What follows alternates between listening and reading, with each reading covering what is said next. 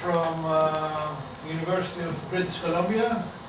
Beautiful British Columbia. Yeah. So first I'll give you a little bit about background information about UBC, in case not everybody of you knows about this university. It's a very large university. It has its own nice campus. You can see the campus on one side from kind of first view. Vancouver downtown and the mountains are over there. There is basically English Bay and Fraser River on that side. So it's a very large university, even for North American standards. It has over 50,000 students enrolled every year. And depending on which rank you look, it ranks somewhere between 22nd and 35th university in the world. And has quite a number of different faculties, including Faculty of Medicine, that brings most of this out, given those funding. Has beautiful views if you live there. We just moved recently to a new building, which actually envelopes an old building because of political reasons that didn't move the old building, so basically had to envelope it. It's the Department of Electrical and Computer Engineering, but we do a lot of different things in the department, from artificial muscles and nanotechnology to studying how humans interact with systems, specifically security systems. So one of my colleagues does research on musical interfaces. The department has all 50 faculty members and a fairly large number of undergraduates and about 400 graduate students, including master students. One of the differences between master students here in Europe and in North America, specifically in Canada, is that they actually do publishable, free publishable research. So many of my students have journal papers by the time they graduate or a little bit after that. And yeah, we accept in about 100 graduate students every year. So we have a bunch of research groups. This is one of the latest pictures of a research group that I had, called Software for Education and Research in Security Systems Engineering. Actually, discovered it from Athens and Greece. We have fairly international representation. We have people from Iran, from China, Taiwan, India, pretty much from all over the world. I think we have fewer North American students who were born in North America than international students. So the group does various types of research. We do quite a bit of usable security research. We started with studying of IT security professionals, how they manage IT security in organizations. Then moved into specifically studying identity management. This project is supported by CA, and also kind of rolled into end user space with study of personal firewalls and principal storage on Windows machines, and then also look into web security. Specifically today I'll talk about security and usability of single sign-on on the web.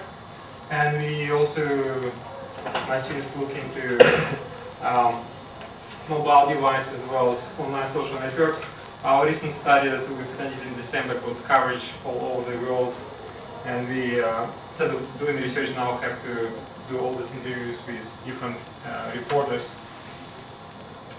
Specifically, that particular study looked to create a small network of so-called social bots that controlled Facebook accounts, and they used the principle of periodic closure to what we call infiltrate, basically befriend strangers.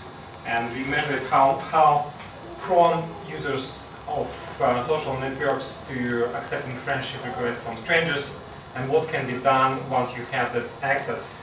So what we found is that if you don't have any mutual friends, the likelihood is about 20%, and that study actually, that number, data point was reported earlier by another group at Eurocom in France. But then we looked at how the likelihood of accepting friendship requests depends on the number of mutual friends, and we found that if you go further, then if you have many mutual friends, the likelihood of people accepting requests from strangers is very high, about 80%. And also, if people have a lot of friends, they also tend to accept friendship requests much easier. Well, what can you do about it? What can you do with that? Information actually can collect much more personal information that users tend to keep protected and share it only with friends, and that can be used, of course, for different types of criminal activities. But that's not the topic of today's presentation, just a little kind of give you a taste what kind of research we do in my group. So today we'll talk about. Maybe we can go around and introduce ourselves very briefly to give you also less than 1 sentence. Okay, so this work is mostly done by Sunshine, PhD student from Taiwan. So web-sync XAML progression which to convert it here is quite useful thing, because otherwise users have many passwords. Study back in 2007 by Microsoft Research showed that users have about 25 accounts on average protected with passwords, and they use 8 passwords per day. So also there is you have to manage different identities at different service providers. So alternative solutions to just coping manually with passwords are password managers. Also, users use some kind of ad hoc password managers, or I would say low-tech password managers. For example, I noticed that many users, through informal surveys, I found that many users like me just have maybe 4 or 5 different passwords of different strength for different types of accounts, and they just tend to use those passwords as much as possible. Well, technology people believe this is not the right thing, because you don't want your own passwords to be strong. On the other hand, users can't remember strong passwords, so how can we help them? What if we just have one password that they have to remember, one username, and then we use it for different service providers? There's no point of having separate passwords and usernames for different service providers. So the idea of OpenID, as most of other types of web single sign-on, is to let the users to authenticate with one service provider, what they call identity provider, and then use the credentials, authenticated credentials, to get services from different service providers, which in terminology of OpenID is referred as relying parties. And then relying parties, they rely on identity providers in asserting the authenticity of the identity. It started back in 2007 and was backed by a bunch of different companies. Since then, some companies, for example Facebook, they created their own technology. For example, Facebook uses Facebook Connect. And if you look at how many accounts today are in OpenID enabled, which means that you can use your credentials to authenticate to your OpenID relying parties that support OpenID, well, there are more than 1 billion of such accounts. And they're provided by large service providers as well as small ones. So how exactly OpenID works? The user accesses a service provider, the line party, and the service provider provides different interfaces. I'll show you some of those later. But the idea is basically the user types the OpenID URL, the URL that contains the information about the identity provider and the username. So that's one of the example interfaces for OpenID, and that's an example of OpenID URL. So that's a login request. From this, relying party can infer which OpenID provider serves that particular URL, and can and basically redirects the user browser to that identity provider. Identity provider asks user to authenticate if the user didn't authenticate before, and then redirect back the browser to the relying party with the token, authenticated token, in the browser, and then the user now can access the services. So today I'll talk about results of our security analysis of OpenID protocol and implementations of OpenID protocol, as well as usability aspects of OpenID implementations and business users. So make it very clear, it's obvious from all these three directions that this protocol is prone to phishing attacks. Because once the users get redirected, they can be redirected to a malicious website, and then they will just provide the real username and password, and the chances they will find out that is very low, because detecting phishing sites is not what users are good about.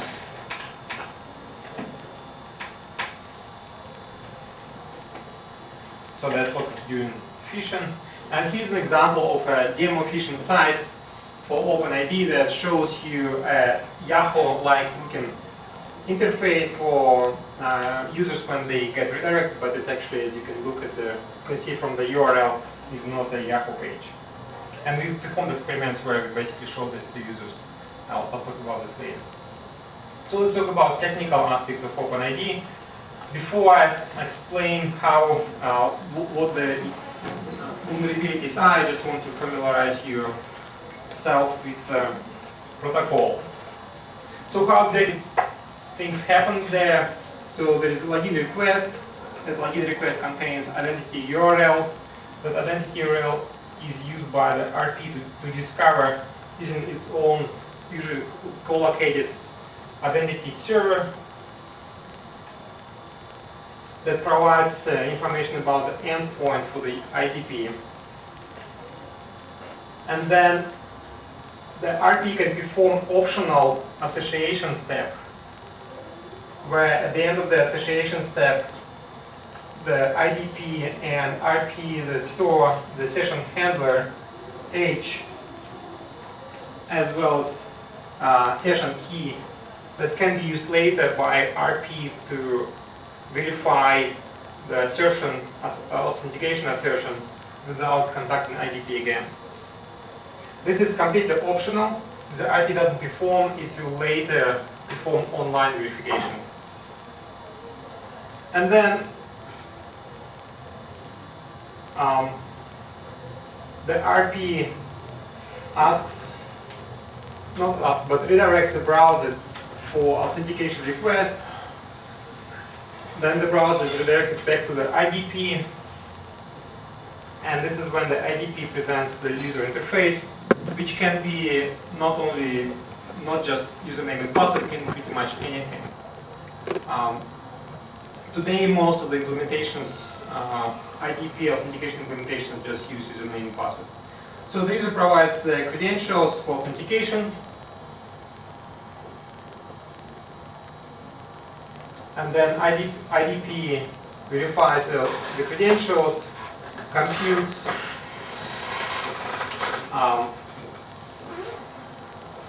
embeds in the authentication response information about RP, the identity URL, the session handler, the nonce, and then also HMAC of that information, as well as the cookie that will be stored, cookie C that will be stored on the browser for later retrieval.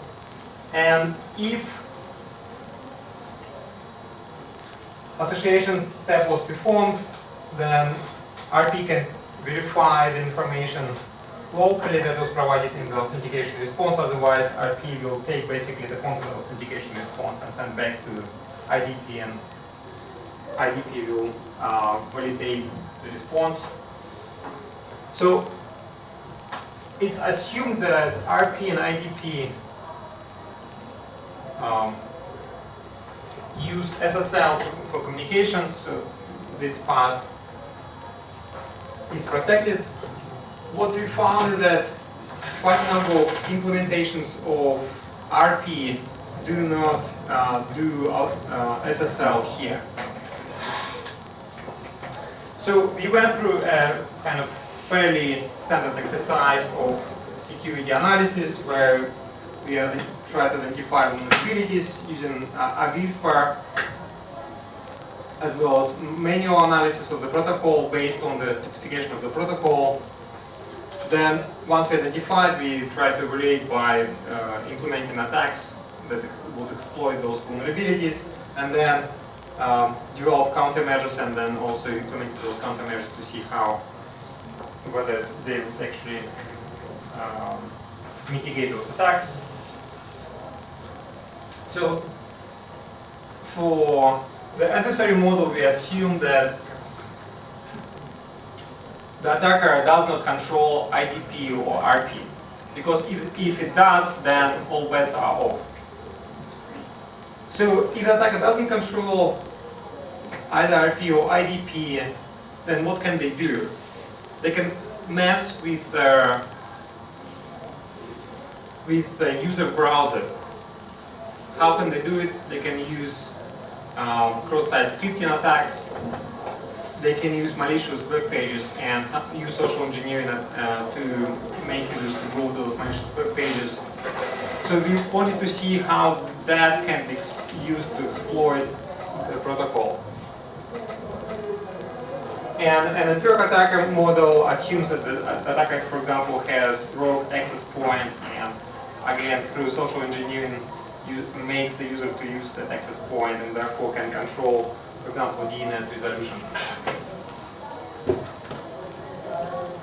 We also assume that the user machine and the browser are not compromised, because again, if the machine is compromised, then one can install just a keylogger, and therefore they can capture the username and password and then impersonate the user without any problem.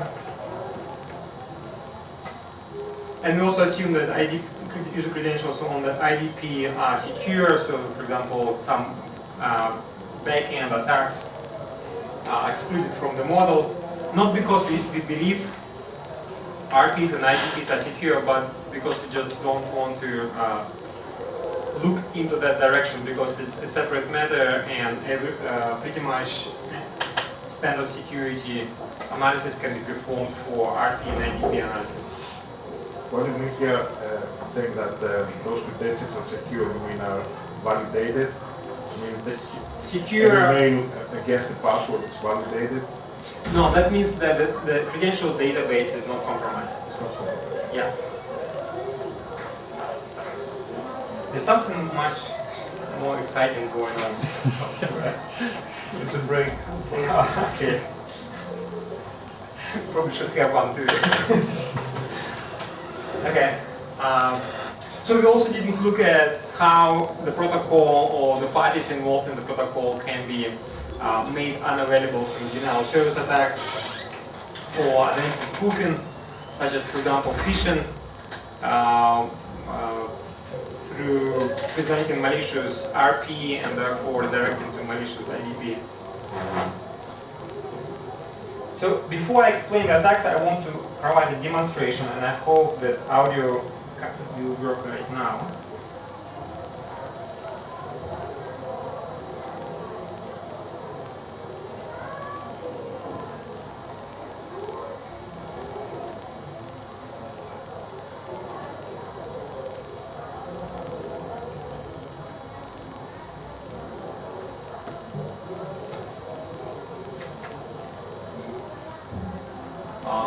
You need to make it turn on the maximum volume.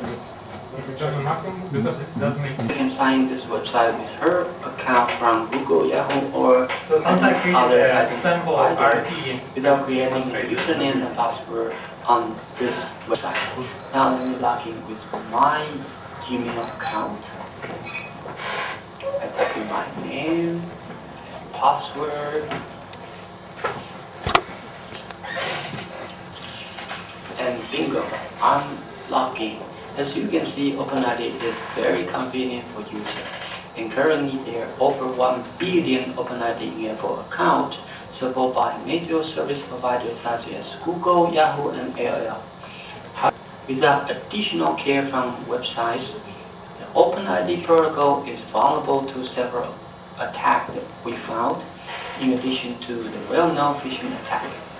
The first one is an attack we call single sign-on cross-site request forgery, which enables an attacker to force a victim to log in her return party website without her notice. In a traditional cross-site request forgery attack, the attacker has to wait for the victim to log in to her website before launching an attack. However, with single sign-on cross-site request forgery, an attacker can actively force the victim to log into her return party website and then launch cross-site request forgery directly.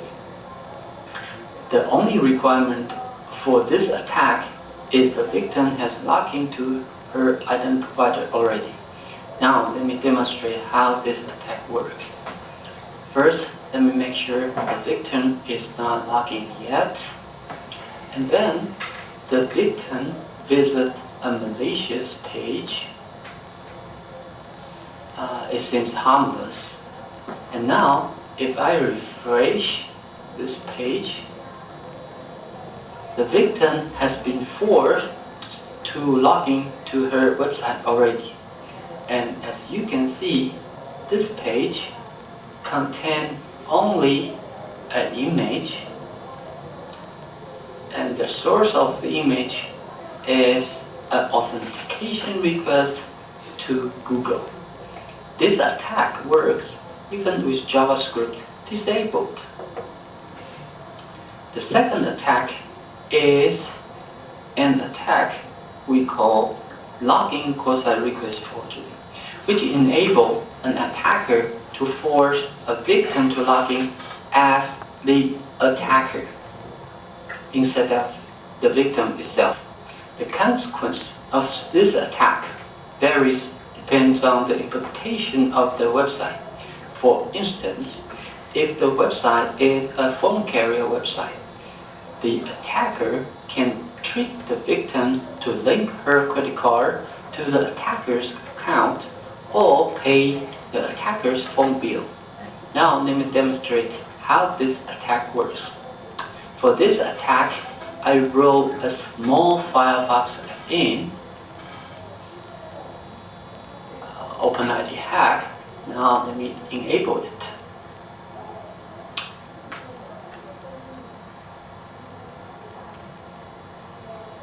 This add-on is less than 100 lines of code, and it can intercept the authentication response from the identity providers. Now let me log in as an attacker. Okay, first make sure log out from the website and the victim's Google account, because I'm going to log in as the attacker. So I log in Google with my Web2 hack account.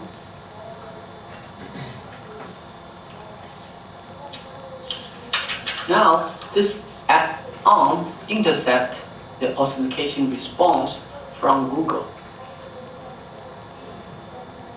Now the attacker can put this link into a malicious page similar to the previous attack for victims to visit.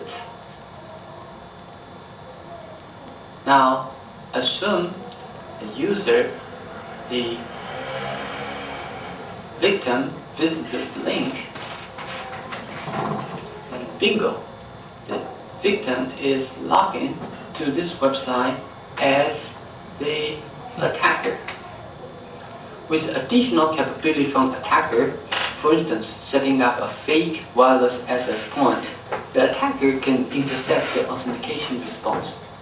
With the intercept authentication response, an attacker can then impersonate the victim similar to the previous attack demo.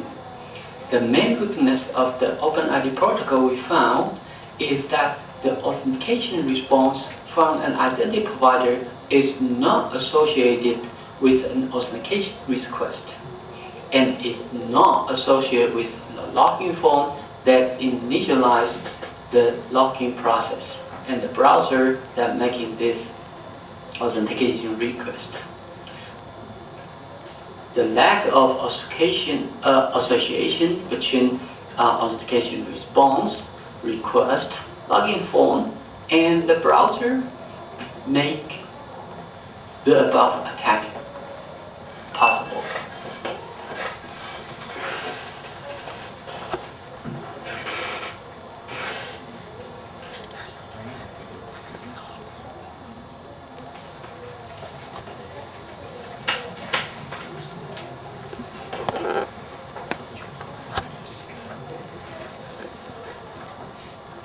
So as I explained in the demo, the main issue with technical issue with OpenID is that this binding between different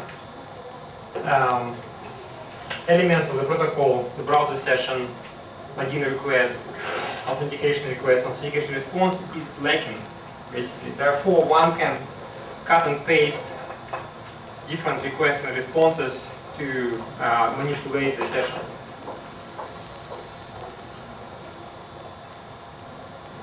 So,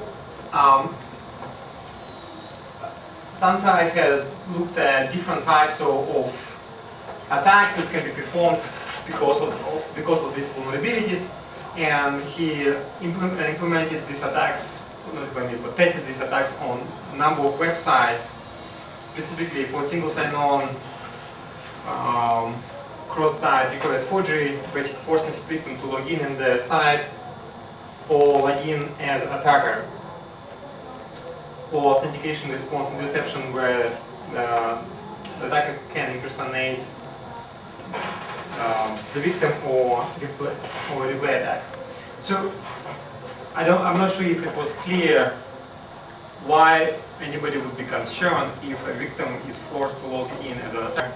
And the main reason is that if you combine this with social engineering and make the victim to believe that they are in their own account, if they perform, for example, some financial sensitive transactions, that transactions will actually be credited to the attacker's account, not to the victim's account. The first one forced victim to log in into a specific site, a specific service provider, would allow the attacker, again using social engineering or cross-site scripting attacks in combination with this capability to manipulate the account of the user on that particular service provider. So to illustrate what has been shown in the demo, the attacker first sends login request to the RP, which gets redirected with authentication request to IDP. Then attacker provides their username and password and collects intercepts the IDP authentication response, which is sent to the browser. So it's fairly simple. And then the attacker somehow through social engineering manipulation makes the user to take the response, basically open the URL that that response has. And then the user gets logged into the RP. User browser gets logged into RP as attacker. So impersonation and replay attack can be done here again because of the lack of the binding between different elements of the protocol, and specifically when the IDP sends back authentication response, that authentication response can be, if the attacker controls the network, for example, they can take that authentication response and then later use to authenticate to the RP.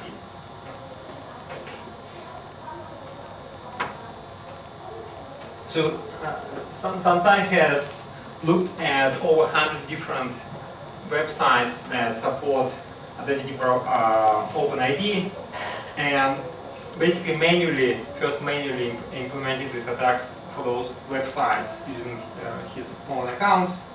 And what he found is that most of them actually have vulnerability for cross-site request forgery, when the victim can be forced to log in, as well as account profile cross-site request forgery and login cross-site request forgery.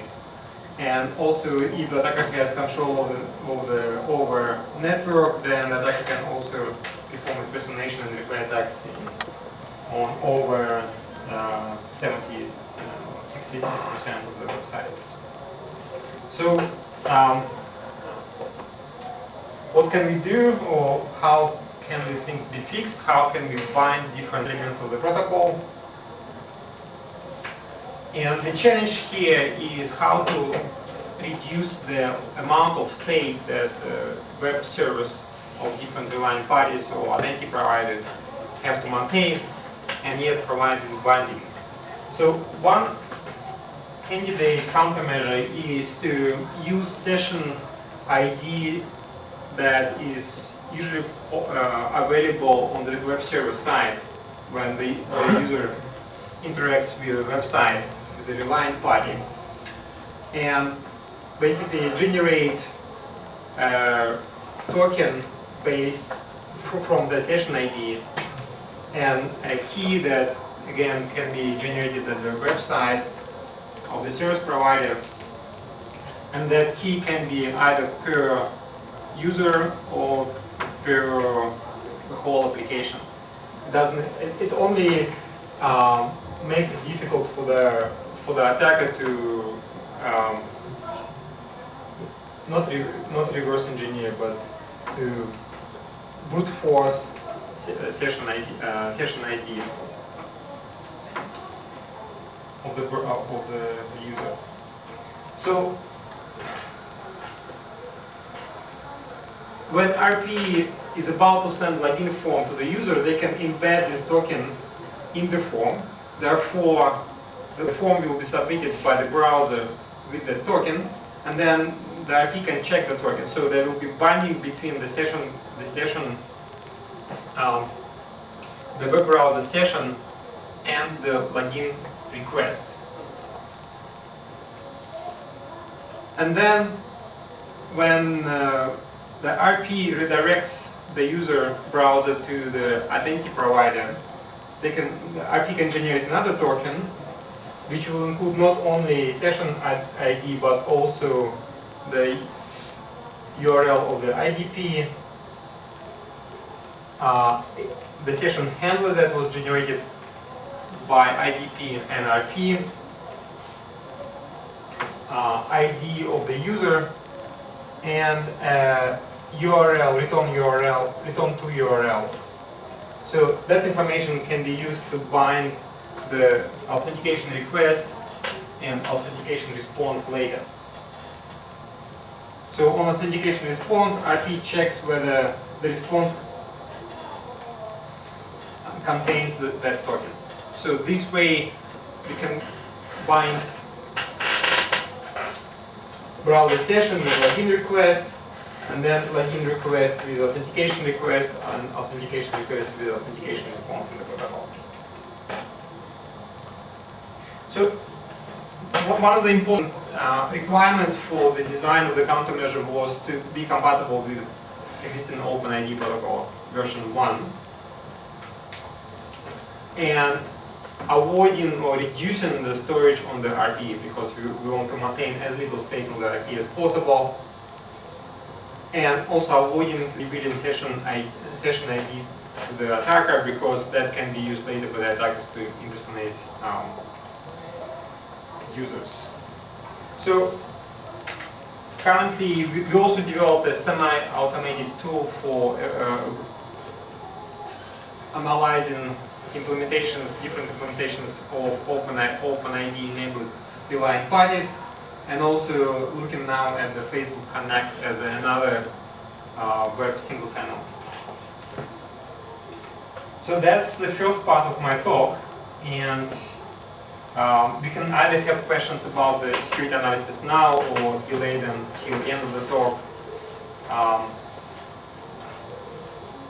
And What's the Yeah, second part? say again? The second part is? The second part will be on usability of OpenID. And then I'll talk a little bit about business aspects of OpenID. So if you look at different OpenID interfaces that are provided by relying parties, each of them resembles each other, but they're somewhat different. So we wanted to understand actually if these interfaces work for the users, because it's some kind of similar to what you find in traditional username password authentication schemes, where the user can type the username password.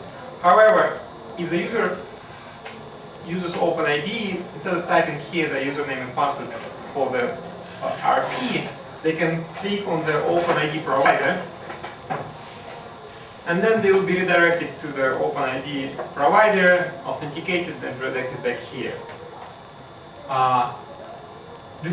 So what's your guess? Do you have to type your username and password for the OpenID provider here, or you have to first click on this one of these buttons? Probably would type. Huh? Type. Type. I would type. You would type, yeah? I will never. Yeah. So this is what we want you to understand. So we performed a very small preliminary study where we just wanted not to get statistics, rather we wanted to get qualitative data about how users behave, how they perceive the interface, whether they understand the interface well enough to interact with it correctly. So we've done a very small study with just 9 participants. Most of them were students at UBC. And they're fairly advanced because out of 9, 2 used actually password managers, which is actually fairly rare thing. And 5 out of 9 used the UBC single sign-on solution called campus-wide login. So they were familiar with the idea of using the same username and password across different sites. So we selected 3 representative relying parties: Fox News, TrackMine, which is the online collection manager and online photo sharing site. They have somewhat different parameters. For example, Sketch didn't use the pop-up window for the authentication,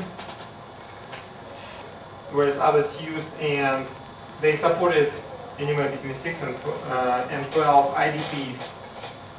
And Fox News is well known, whereas 2 other sites are not that much.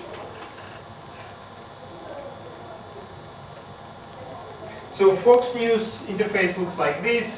You only have to make a couple of clicks to log in. When you click on login, you get a pop-up, and this is where you select your identity provider, and this is where you will be redirected to, for example, Google as identity provider, and you type in the name and password there. And then you're redirected back, and this is where, actually no, it's at Google, it will ask you whether you would allow the relying party, in this case socializedfoxnews.com, to have access to your email address and language. Of course, most users just click allow because they realize that they won't be able to use the website if they don't provide this information. And then you get redirected back. Now you are logged into that site. So what we've done, we first gave them orientation script explaining the study, and of course we didn't want them to be conditioned or primed that we are going to study how to use OpenID. Of course we just wanted them to see how their browsing experience works for them. So we asked them to log in into Fox News, and when they logged in, most of them didn't have account with Fox News, so they were also went through a sign-up process. It's somewhat different from just a regular login, because if you don't have account at all, they would most relying parties would create kind of a placeholder account for you locally, and they would link your OpenID credentials or identity with that account, and they would perform all this customization on the local account, and they would they will map basically whenever you log in with the whatever using your OpenID credentials, they will use that credentials to find which account, local account, is linked to those credentials. So then we ask them to log out and log back into Fox News. Same thing for TrackMe, Sketch, and then we ask them log out of all websites as if you are using internet kiosk. Make sure that you are logged out from all websites. And then we ask them, okay, now go back, open the browser, and go to your email provider, for example, Gmail or Yahoo Mail.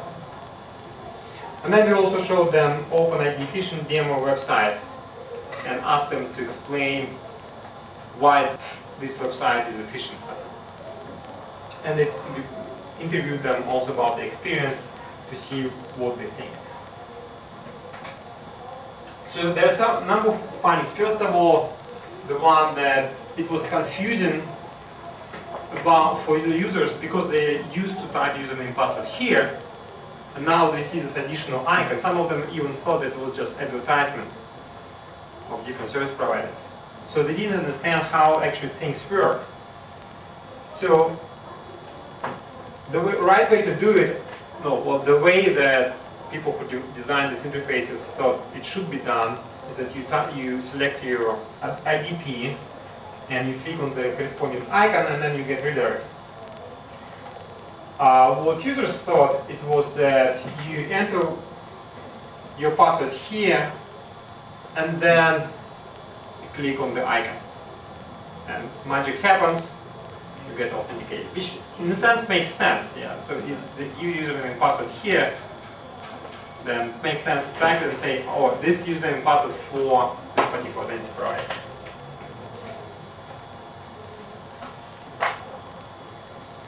So most of our 9 participants actually entered username and password here because they were conditioned to do that.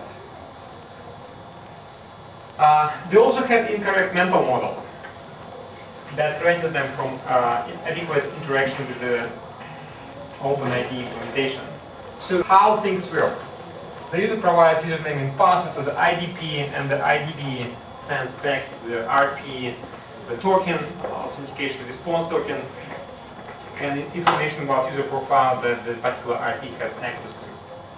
What users thought based on the interface that of the relying parties is that they provide the username and password for the IDP to the RP, and then RP takes the stuff, sends it to the IDP, gets back the authentication token as well as the profile.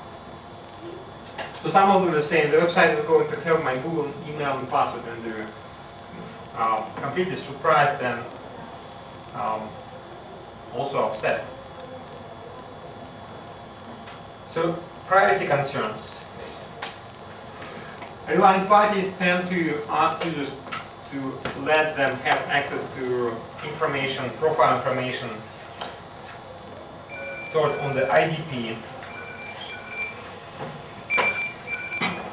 For example, here users have to agree when they create an account with Fox News that Fox News will have information access to user information on the IDP profile.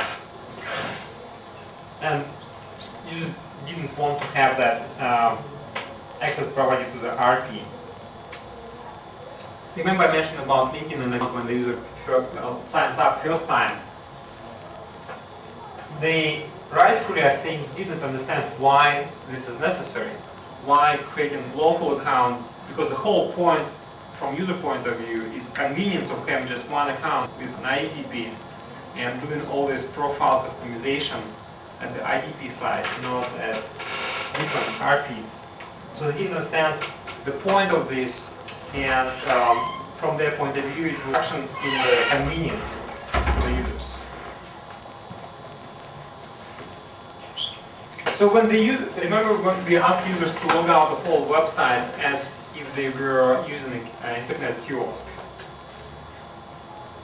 And then well, after they've done it, they said, okay, so go back to your email. So when they went back to the email with the open Gmail URL, they were expecting Gmail to ask them username for the username and password before authentication. But what they found is that the inbox was completely open, which in the internet kiosk scenario means that anybody who will use the internet kiosk after you, they will actually have full access to your email.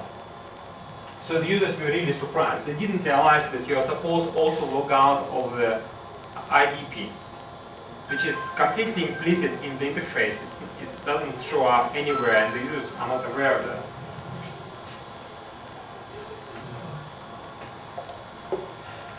So they think that they're supposed to log into RP.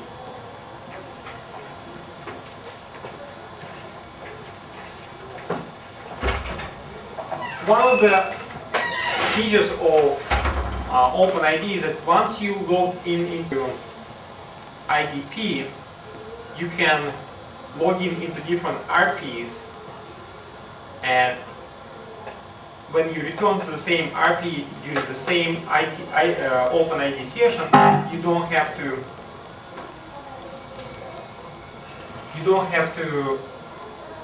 re-authenticate to the IDP.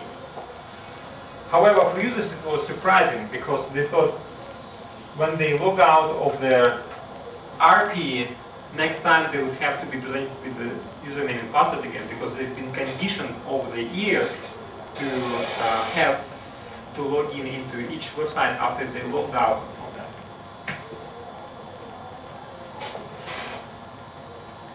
And as for the phishing, when we showed them demo phishing site that reproduces look and feel of Google accounts and asked them how to explain to us why they believe this is phishing site. They found it very difficult to actually identify this as a phishing site. Then they all looked at the URL and said, yes, that's why. But they all were concerned with not paying attention to this particular detail when they actually log into the IDP on daily basis. So that's basically what we found in the user study. So the interface makes the users fairly confused about how things work behind the scene.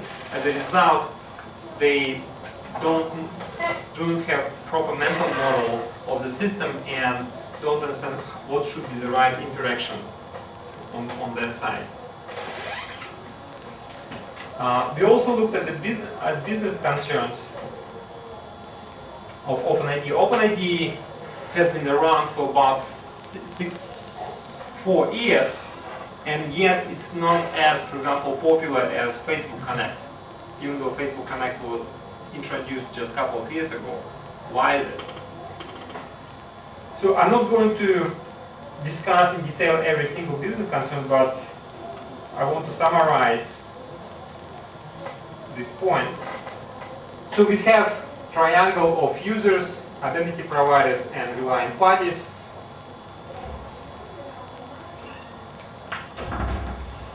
So users don't want to have many passwords. They develop password fatigue, and they don't want to manage many profiles at different websites. And also it makes it difficult to share content across different sites between users. So that's why we have OpenID. We have many OpenID accounts. And the number of relying parties that support OpenID is fairly small. So depending on which source you use, you would be told that it's somewhere between just over several hundred to 40,000, even though the claim about 40,000 relying parties was not supported by details about how that study was performed. So the number of relying parties is fairly small. And we believe it's not surprising because this triangle where users rely on identity providers for ID services, and reliant parties rely on also identity providers for identity assertion, and they authorize users for different services. It's actually broken here.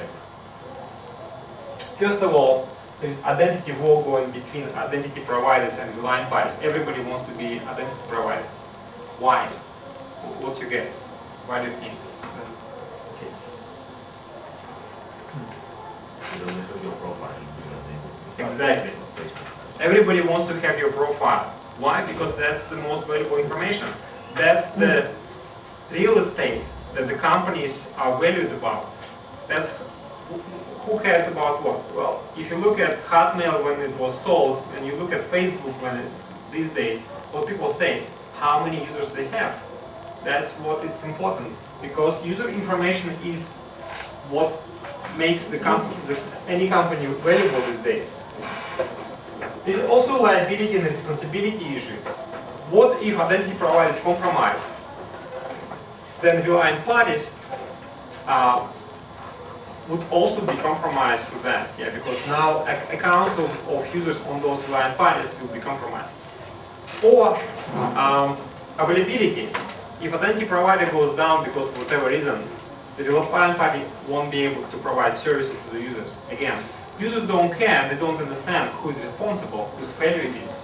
They only know that I go to my whatever service provider and I can't access it.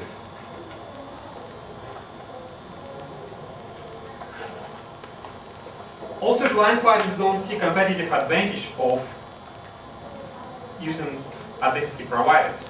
They don't gain anything here. And because technology, even though it had been introduced about 4 years ago, the technology is not as widespread and mature, so it's better for reliant parties just to wait till more and more other reliant parties start supporting identity provider OpenID. Therefore, users will be using that OpenID, and basically we have a situation where last in wins.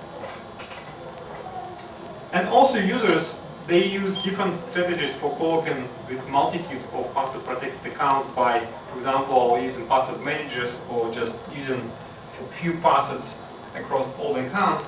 So the users don't really feel the need for using OpenID.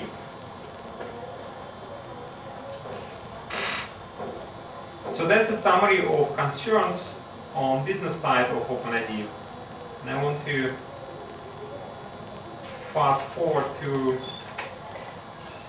the end of this talk.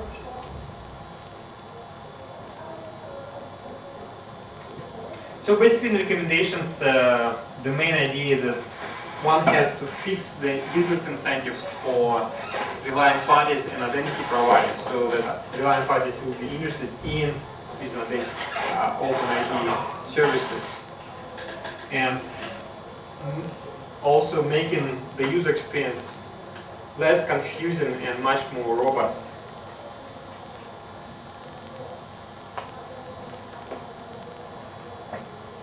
So to summarize, in terms of technical issues, OpenID lacks the binding between different elements of the protocol, from browser session to login form to login request, authentication request, and authentication response, which allows an attacker to cut and paste these elements in the protocol.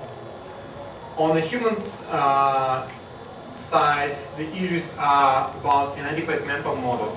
The users don't understand how to interact properly with the interfaces for OpenID authentication that they are provided.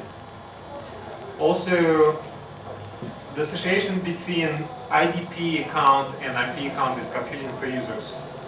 And they also find concerns about having to log out of IDP to make sure that the browser cannot be used by somebody else to access their information. Privacy concerns as well as concerns about being phished easily if a malicious RP redirects them to a phishing IDP. On the business side, there is very little incentive for RPs, business incentive to adopt OpenID. And RPs are liable for any misbehavior of IDPs, including compromises of IDPs or low availability.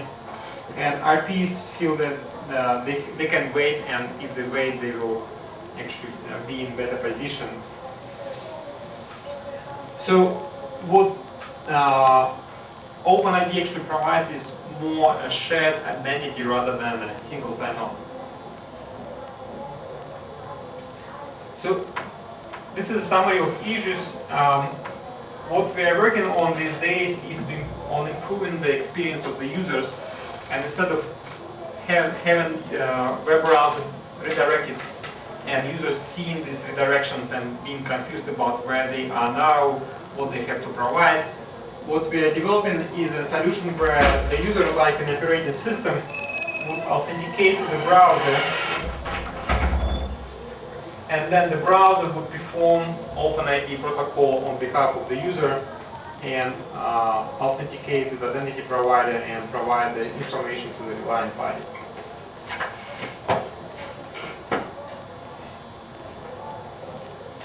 So we have a number of publications at different venues on this work, from business aspects at NSPW to recent paper at SUPS on usability analysis, as well as evaluation of our approach and interfaces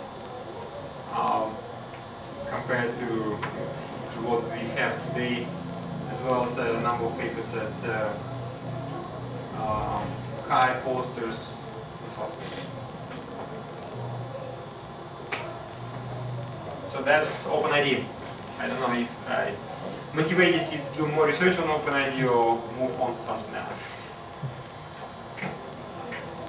So,